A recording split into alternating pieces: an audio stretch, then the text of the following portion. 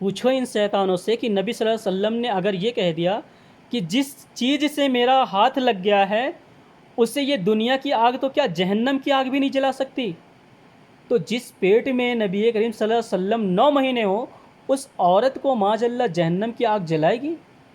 یا پھر یہ شیطان کے بچے یہ مانیں گے کہ معاذ اللہ مشرک بھی جنت میں جائے گا؟ پوچھو ان شیطانوں سے، کیا مشرک بھی جنت میں جاتے ہیں؟ کیا مشرک بھی پاک ہوا کرتے ہیں؟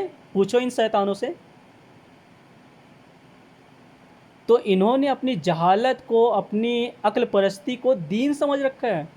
جو ان کی کفریہ یا منافقی عقل میں آ گیا، کفریات یا منافقت شعور میں آ گیا، وہ یہ شیطان کے بچے اسے دین سمجھتے ہیں، اور جو ان کی سمجھ میں نہیں آیا یہ شیطان کے بچے اسے کیا سمجھتے ہیں؟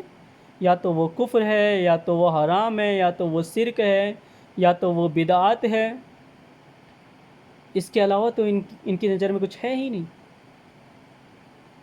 اس سے کم تو ان کی نظر میں کچھ ہو ہی نہیں سکتا۔ وہ بھی بدعات کیسی؟ سیدھا جہنم میں۔ بدعت سیئہ کچھ بھی نہیں ہے، بدعت حسنہ کچھ بھی نہیں، بدعت مباح کچھ بھی نہیں، ایک ہی بدعت ہے وہ جہنم میں لے کے جائے گی بس۔ ایسے شیطان کے بچے ہیں یہ۔ اب آپ سوچو، بدعت حسنہ کچھ بھی نہیں ہے، بدعت سیئہ تو ہے ہی جہنم میں لے کے جانے والی، بدعت مباح جس میں کچھ چیزیں جائز ہیں کچھ چیزیں ناجائز ہیں، جس میں جائز بھی ہے حرام بھی ہے بدعت مباح میں۔ تو ان کے نزدیک یہ بدعت کچھ بھی چیزیں نہیں ہیں، بس کیا ہے؟ کلو بدعت دلالہ و دلالت فی النار۔ پھر کہیں گے یہ حدیث ہے۔ ارے حدیث ہے مگر کس بنا پہ ہے؟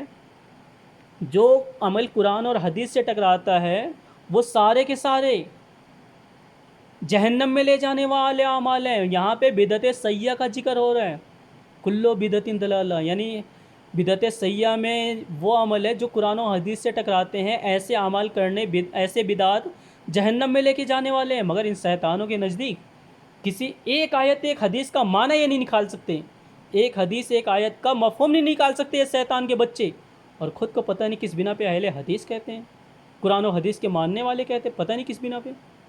پتہ نہیں ان کو ابلیس نے آ کے بتا دیا، یہ یہود و نصارہ نے بتا دیا، بس یہی دین ہے، یہی قرآن ہے، یہی حدیث ہے۔ پتہ نہیں کہاں سے شیطان کے بچوں نے سیکھا یہ۔ مجھے تو ایسا لگتا ہے یہودیوں کی نسلیں ہیں یہ، مجھے تو ایسا لگتا ہے یہودیوں کی نسلیں، یہودیوں کی اولادیں یہ، جنہیں پتہ ہی نہیں چلتا یہ بک کیا رہے خبیث۔